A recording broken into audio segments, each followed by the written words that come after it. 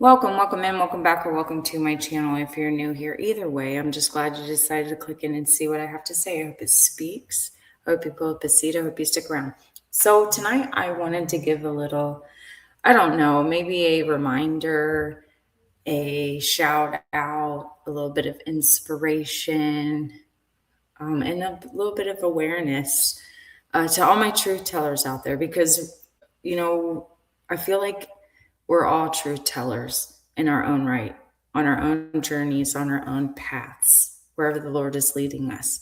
Sometimes it's extremely hard to get up and give testimony and say the things that the Lord has laid on your heart. So I want this to serve as a reminder that, sometimes the resistance you're feeling isn't the enemy trying to stop you. We say it all the time. Oh, the enemy is out to get me. He's trying to stop me. And I mean, do not get me wrong, brothers and sisters. You start taking obedience seriously, and the enemy, he's going to try to come for that light. He's going to try. I say it, and I'm sure you've heard someone else say it before because it's truth. Before I was not a threat to the enemy. He didn't pay me no mind, no attention. Now he takes me seriously. I feel like everything is going wrong all the time, but somehow it's still going in the same direction, right? It's because now I take the Lord seriously. Not perfect. I'm not perfect. But I have a reverence that I've never had for him before. And the enemy, he knows it. He absolutely knows it. But he cannot overcome it. We must remember, we must tell ourselves daily. We must tell ourselves second by second, minute by minute, however, if we have to. I've been there. Some days I am still there. Because sometimes the resistance, it's the evidence that we're pressing on something real, something true.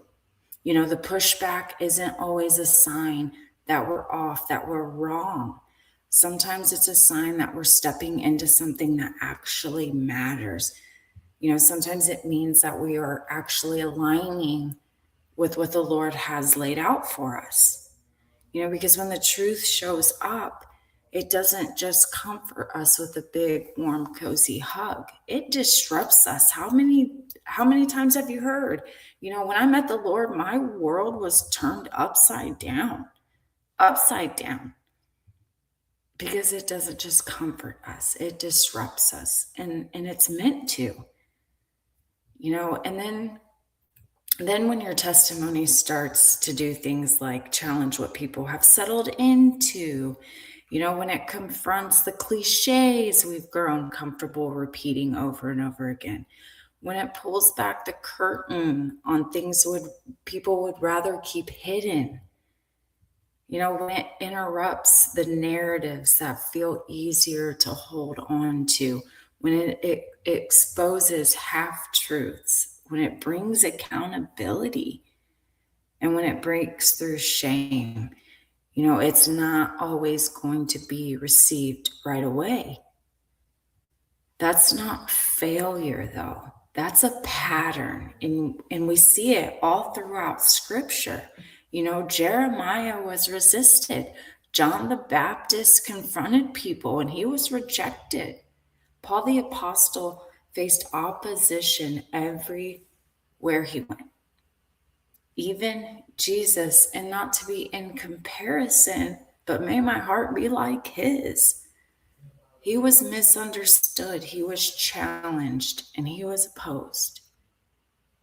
Because truth often disrupts before it begins to heal.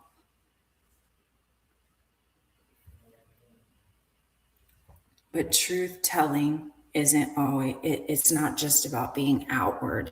And it's absolutely not about pointing fingers, because real truth tellers, real solid truth tellers, doesn't just tell your truth, they tell the truth, all of it, the parts that expose the world and the parts that expose themselves. I'm telling your truth, their truth, his truth, her truth, my truth, all of it. I'm going to look bad. We all going to look bad, but it's going to be the truth. And that's what it is. Anybody out there knows. It's not about just what's broken out there, but what's been broken in here. Because it's real easy to call things out when it makes us look clean, perfect, on the other side, put together. It's different. It's really different when we're willing to say, nope, this was me too. I was there. I wrestled with this. I needed the same grace that I'm talking about. That's where truth carries weight, but that's also where it stops sounding like accusation and starts sounding like invitation. And that's exactly what we see in scripture too, over and over again. The same voices that spoke so boldly lived so humbly. So we stay grounded because not all resistance means we're right either.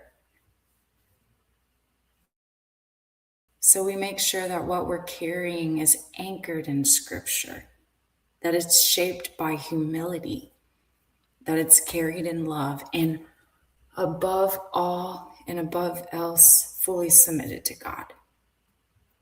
Because truth without love wounds, and boldness without truth misleads. And what matters the most is this: God has been refining me. He's been refining you. He's been using your life, the real parts, the hard parts, to shape a testimony that he can actually use. And we may not always see what he's using out of it. We may not always see where it leads. We may not always know where we're throwing these seeds out.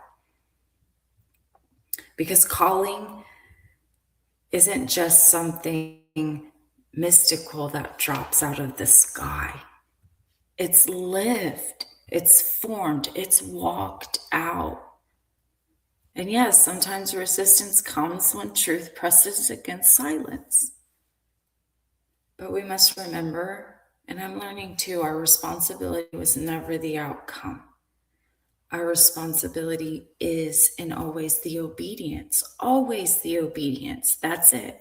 And you know what? That's enough. Am I right? That's enough. That's the journey.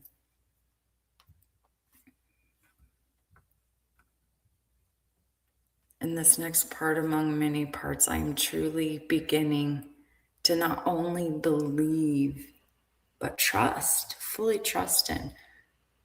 Some of us have been stuck on even throwing seeds out, just even getting them planted. That's how we feel because we're afraid of the outcome, right? We're afraid of the outcome. Whatever the reasoning be, self-preservation, fear, doubt, whatever.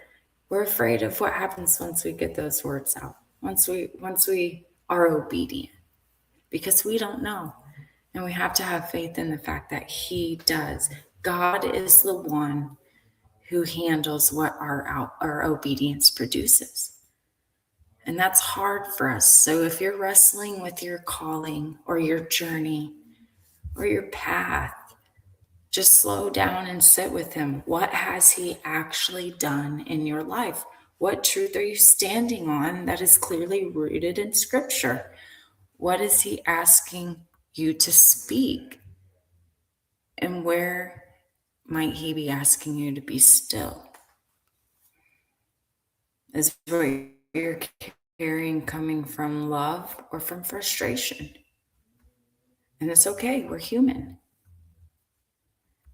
And are you submitted or are you just reacting? Because anyone who knows truth tellers aren't formed in applause. They're formed in nothing but pure obedience.